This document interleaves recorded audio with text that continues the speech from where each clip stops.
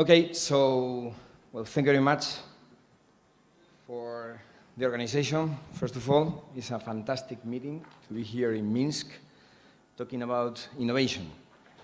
And, it's the second time I'm here with this, with these people, and I do believe it's amazing to find this event here in a city like Minsk, in a beautiful country like Belarus, okay? Well, so today, I'm going to talk about something so I have to be very close to the phone. It's not going to work. Okay, fine. So I have to be close to the micro. Okay, I'm going to talk about money, right? Money, somebody could say, well, this is not really an innovation. Well, I would say that money is, is a requirement for everything, including for innovations, right? And also, as you can see here sorry, it's over there, I'm going to talk about a bit of bitcoins, as an example, that money, I think, in this century, is going to follow, a huge innovation process, okay?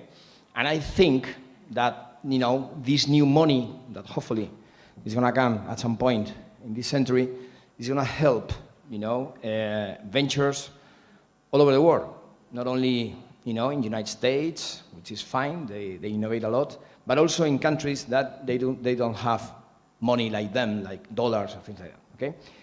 So, well, first of all, let me introduce myself. I'm professor of finance at IE Business School in Madrid, okay? I started, I studied a Master of Science in Industrial Engineering, and after that, I joined a consulting company called McKinsey, where I used to work for the banking sector and, other sectors like airlines, telecommunications, and things like that. After my, period in McKinsey, I studied an MBA in INSEAD in Fontainebleau in France. And after that, I joined Amadeus, which is a company, by the way, that in that time was a very innovative company, and nowadays keeps on innovating, in things related to airline tickets, reservations, things like that. One of the reasons why we can make bookings in our smartphone or in PCs is because, of this company, right? After that, I joined Santander, which has nothing to do with, with Amadeus. It's a bank, as you probably know. And in the bank, I used to work for market risk management, so establishing the new rules, to measuring risk in the bank. And after that, I joined the capital markets division, where I used to work, design derivatives, and by the way, very innovative products in terms of finance as well, okay? After that, I joined the business development team within the bank. I used to buy banks, basically in Europe and in the Americas. Well, after my period in the bank, I joined a company called Hera, where I used to develop projects basically based on waste to get new resources, like new materials, like energy, things like that. During that period, I used to develop projects in many parts of the world, including Belarus, where I used to work in Brest, which is close to Poland, okay? And there, well, we developed, methodologies, and we developed projects in order to take energy from waste that was already deposited there, okay? After that, I set up my own company, which is Martins Lima Partners, and nowadays, I work as a consultant to many international corporations. Well, apart from that, I'm PhD in economics, and as I said at the very beginning, in IE, I teach finance, basically capital markets, derivatives, typically, new things and strange things that not all finance professors can teach, right? And also energy, new kinds of energy. Okay? Well, so let me talk a bit, I think that although I'm going to talk, here we are in a meeting about innovation, it is, I think it is right to remember, our past. So why do we have money? Yeah, we have money because it is very difficult, If I would like to drink here a bottle of water, I only have a micro here, so I would find somebody else that could give me a bottle of water, changing with this micro. So, yeah, that's difficult, right? So we have money as a medium of exchange that allows us to, improve the exchange of goods between people. This is the basically reason why we do have money, right? So In any case, which are the main characteristics that money needs to have in order to be considered as money? Well, first of all, it has to be a medium of exchange. Second, a unit of account. And third, a store of value. Okay? So medium of exchange has to be liquid, easily tradable, and transportable. Well, nowadays, with e-money, I think that's going to be probably the future. Transportable is going to be pretty easy, actually. Okay? In any case, really, this is something that is a requirement. Unit of account has to be divisible, has to be fungible, so each piece should be exactly the same as any other one, okay? And should be precisely measurable. So really, money, we do have to know exactly the amount of money we do have in order to be able to exchange it for other goods, okay? Store of value has to be durable, has to have a stable value. This is something that really, as we will see in a moment, current money, we don't get that, okay? Has to be scarce, and it has to be really difficult to copy, okay? So, well, the solution that humans brought is gold and silver, as you probably know, okay? From the creation of gold and silver as money, really, we have seen always that money gets devalued, okay? And there is something that, I don't like, and I'm sure completely that you don't like at all as well, okay? So, when did they start it? Well, with the Roman Empire, okay? So the Romans, as you can see here, they were very innovative as well, so they created these coins, right? And from time to time, as you can see here, the size of coins and the weight of the silver included in the coins were decreasing, but this is typically from rulers, from politicians, if you want. They think always that people, they don't realize that. They think that, well, we don't know if it is, we cannot compare the first one with the last one. All right, come on. This is a typical thing that everybody is aware of, that, especially when talking about money. Well, so as you can see here, this is a chart that could be familiar for especially people here that have studied economics or studying economics or whatever. Well, in the Roman Empire, as you can see, the value of money at some point followed a huge devaluation process, okay?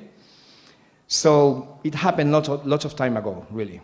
So which is the main rule in order to understand what money is, okay? So I like to show the typical T account system where on the assets we're going to have coins, right? And on liabilities we're going to have bills that at the end of the day, at some point, the bill you have in your pocket will represent a given amount of coins, okay? So that was created actually in the 11th century by the Chinese, okay? So the Chinese used to print, that money, and that money, the reason why they printed this money is because they didn't have enough production to make coins, okay? So one of these bills represented a given amount of metal, right? So at some point, they had lots of debts, and they say, okay, let's print some bills, right? So yeah, we return the bills to the people. They know that if we don't have enough coins or not to support the bills. Well, at the end of the day, everybody is aware of that, and you go through, a typical hyperinflation process. That happened in China in the 11th century, right? It happened again in France, with Louis XV. And, well, they as well printed some money, right, at the beginning, buckets, with coins, but after, they needed to pay something else, and it happened again, the same situation, right? So, well, at the end of the day, people did not trust on the value of this paper, right? Well, it happened again. Napoleon wanted to return to the gold coinage, right? But after a while, in the 30s, it happened the same, with the franc, with the French franc, okay? Well, again in Germany, in the period between wars, they had exactly the same situation. They owned lots of money due to the First World War, and at some point, they started to print money. So this is a bill, for example, okay, of 1 billion D-marks, right? So that happened again and again, as you can see here, in different countries: Bosnia, Turkey, Zimbabwe, and also in the United States. In the United States, $25 of the end of the century is the same as $1 at the very beginning. So really, this is a problem that everybody has, including the States. Okay? So At the beginning, they had these bills, as you can see here, gold bill. This is a silver bill that, you know, represents some value in silver. But after a while, you know, we decided that instead of having only gold and silver, we're going to include another kind of assets, right? So we do have, you know, the money that we have in all the world today, which is the fiat money. Basically, the value of that money, is given by governments or things like that. We don't know exactly how, this value of the money is given, right? So, due to that, people don't trust on that. Inflation really is like a tax, because really, when you have a high inflation and you know what it is, right? What happens is that the money you used to have at home, doesn't have the same value. So it's like a tax to everybody, okay? At the end of the day, the debt that is owned by the government decreases. So this is why people invest in gold. As you can see here, the growth in value of gold has increased by 17%, in this century, and silver 18% per year, which is a lot, okay? So really, as there are lots of problems in the current, currency system, people is aware of that, and some techies, okay, not coming from the economy, from the world of the economy, they created the Bitcoin, right? And what is Bitcoin? Well, Bitcoin is a e-money, right, that on the assets we have something called mining power, that basically is computer power, okay? And this mining power, represents a given value that the owners of Bitcoin represents that, right? So that Bitcoin, which is, difficult to understand, by the way, okay, it allows you to trade, to buy and sell things, okay? So Bitcoin is something that is really an innovation, right? As you can see, there are lots of opinions, positive and negative. But what is Bitcoin? Well, Bitcoin, it's something that has a value. As you can see here, one Bitcoin used to have a value of $240 1 month ago. Now it has more or less 370, So you do have a value there. Which is the main characteristics of Bitcoins. Okay, Bitcoin is it's a kind of currency, it's a kind of payment, right, that don't have a central database that normally banks has, that normally, PayPal systems and also have. You have a central database where all transactions are stored. In the case of Bitcoin, everything relies on something called blockchain, and that blockchain, which is a series of numbers, is stored in several networks, in several nodes within the network, okay? So there is not a central database. This is really a breakthrough, an innovation, okay? So basically, a transaction is stored in several nodes, as you can see here, okay? And at the end of the day, you give money to another person, and the proof of work is included into that blockchain, right? And the transaction is done in seconds, okay? And nobody gets a commission, by the way. Okay, so if you want to transfer money from here to France or to Spain, you know that you have to pay lots of money, the same as me if I want to transfer money here, right? With that, you don't pay anything. Well, how does it work? Well, it works at the very beginning. It was a bit complicated. Nowadays, with an application in your smartphone, you can buy Bitcoins, okay? And you can come to Spain, for example, in front of IE Business School, and you can pay your meal with Bitcoin, okay? Something that, this is a photo taken last week, okay? So this is something that really, it's cool. Everybody says, okay, I think I like it, okay? Well, on the other side, so really, as you can see here, the usage is increasing a lot. So what is Bitcoin? So Bitcoin is money or not? Well, in terms of storage of value, as you saw before, there is a huge volatility in value, right? From 200 to 300 in 1 month, that's a lot. So for storing my savings, I wouldn't use it. I see a problem on that, okay? Unit of account, well, the same. As you have such a high volatility, it's difficult, to store value using Bitcoins, right? But as a medium of exchange, it's fantastic because it's fast and cheap, okay? So among the three, there is one that is really useful, right? So, so indeed, there are some problems on the current currency system, that are not solved, right? But others, especially related to transactions, are really solved, okay? So, well, as you can see here, the value of Bitcoin has increased a lot, okay, in the last 3 years, and nowadays, it's reaching, as you saw before, a huge value, okay? So, but what is the problem of Bitcoin? The main problem is that I cannot explain to my mother, what Bitcoin really is, okay? Money, you would agree with me that it's something that everybody has to understand it in order to be something that everybody trusts, okay? So that is something I do see a problem on that, okay? On the other side, as you can see here, compared to PayPal, well, Bitcoin is taking, I mean, there are more transactions in than Western Union, less than PayPal, but it is there. So there are lots of people that they see a value in this kind of innovation, right? Well, you can buy with Bitcoins in many places, apart from in this bar in front, several bars, by the way, in front of a business school. There are lots of students that use Bitcoin in order to buy their things, okay? And actually, in circulation, the circulation of Bitcoins is increasing a lot, okay? Nowadays, there are already like 12.5 million Bitcoins, in the world. But what are the problems? Well, problems could be technological. At the end of the day, this is a startup, okay? So if another startup comes, it makes something which is better, probably the usage of Bitcoins will decrease dramatically. And therefore, if you have your value there, it's going to disappear. So I do see that as a problem. Secondly, regulations. Clearly, governments, states, they do need to tax people in order to survive. And what is clear is that with Bitcoin, sometimes it is easier to go away, right? Thank you. So, really, there are lots of stoppers to Bitcoin. Apart from that, 10% of the value of Bitcoins is saved by somebody called Satoshi, which is nobody knows who he is. Sometimes people say there is a group of hackers. Nobody knows, right? And 75% of the value of Bitcoins is stored, is stopped, they're not used in trade. So, there are something that, as I said before, which is dark, right?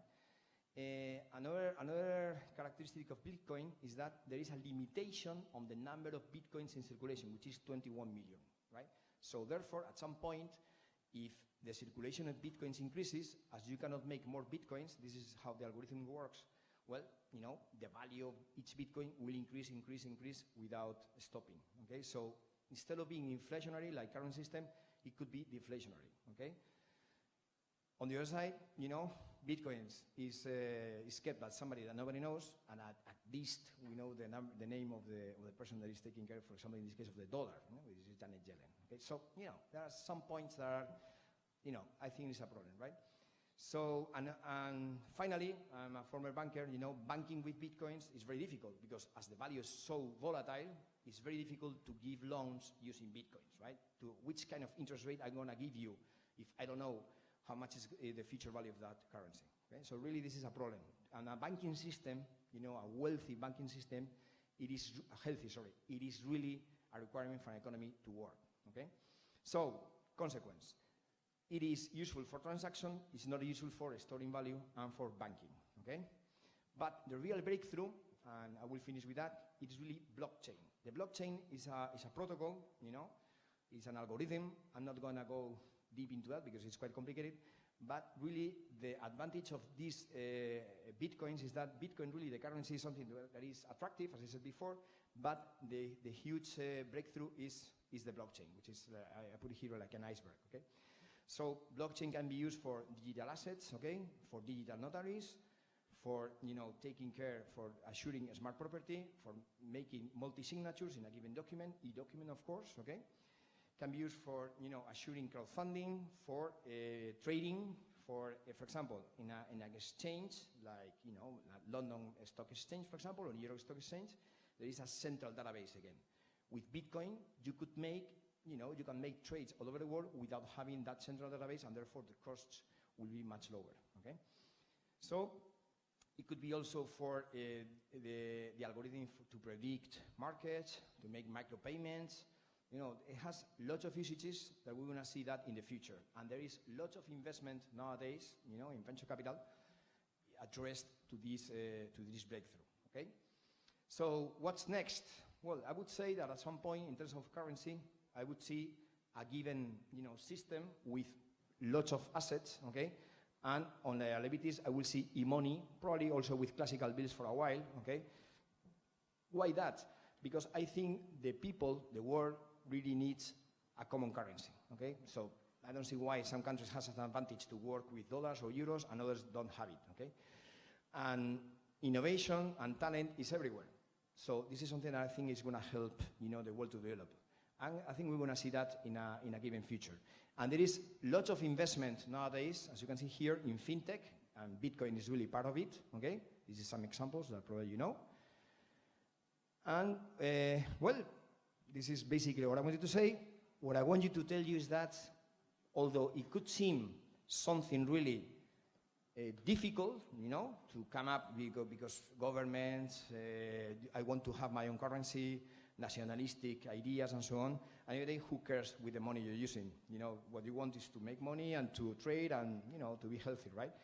So we have advanced a lot in the 20th century. We have gone from local to global.